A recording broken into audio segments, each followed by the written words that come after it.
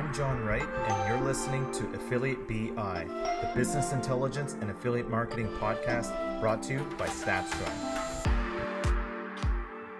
Welcome to the Affiliate BI podcast. Today is just a solo cast, and I want to talk about this concept of shaving and affiliate marketing.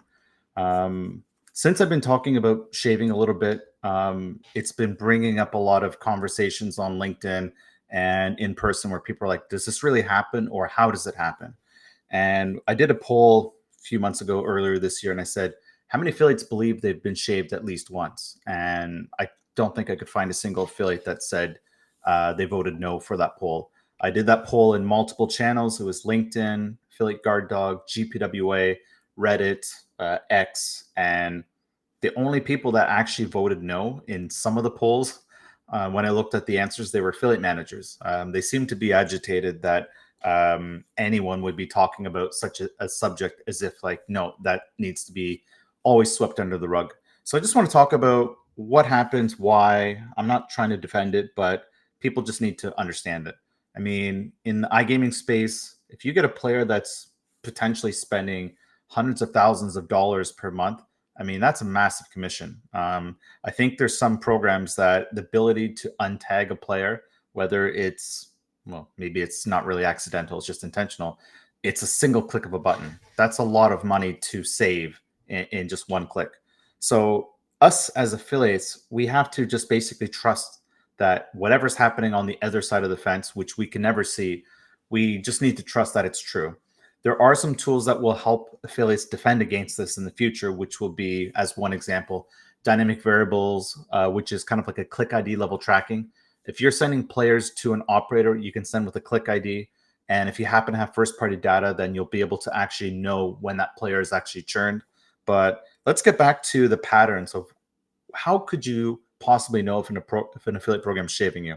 One tool that we've been working on with the help of our head of product, Joe Hatch, is something we call Changelog. It's a feature that is built external to our app, but it uses the StatsDrone data itself. So for example, we're getting the last 10 days of data from your affiliate programs through scraping or API. So every day we're just getting the last 10 days. So as this goes on, you could be running the app for months. So what happens is in the last few months, your data was scraped at the time it was recorded. So this is like, if it's 3 months ago, it's 3 months ago. Now, imagine if you were to resync the data. If you do it currently in the app, right now you're going to overwrite what was previously there. So if anything's changed, you're actually going to lose what has actually changed. So what we recommend for some of our customers is you just make a copy of your accounts, whether it's credentials or API.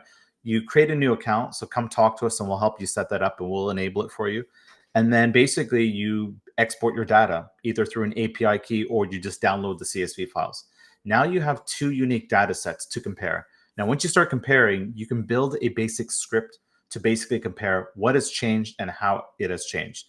So some of the things that we are seeing changing in looking at some of these reports are depositing players simply disappearing. And another one that maybe kind of is not obvious, but it's when a player disappears from a campaign but reappears somewhere else. And what's happening there is that player is being moved from campaign A to campaign B.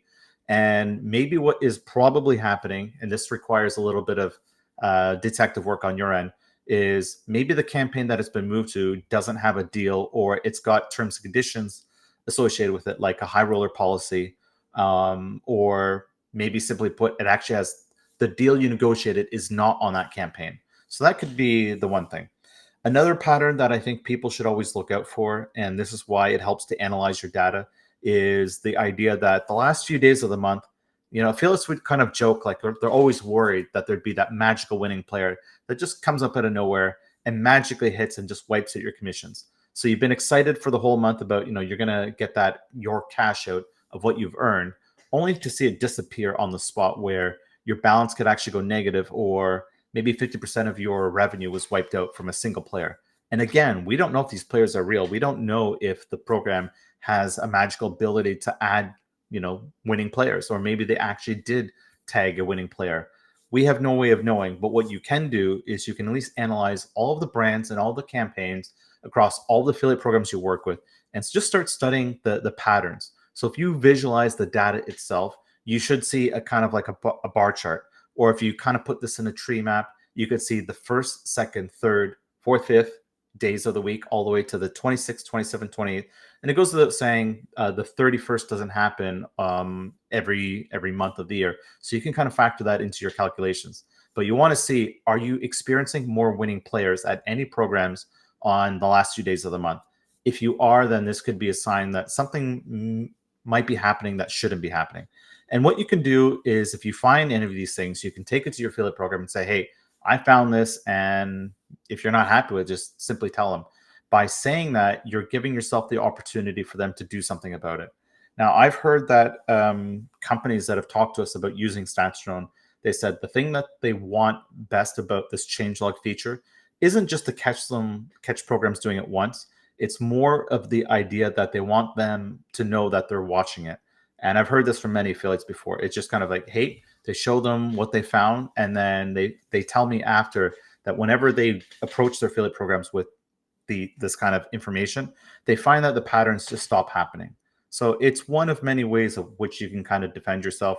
Again, it's a topic that no one really wants to talk about, but let's be honest, no one's talking about it, and it should be talked about because it's affiliate marketing. This should be a partnership. We need to trust each other, and I think the trust is broken on both sides of the fence.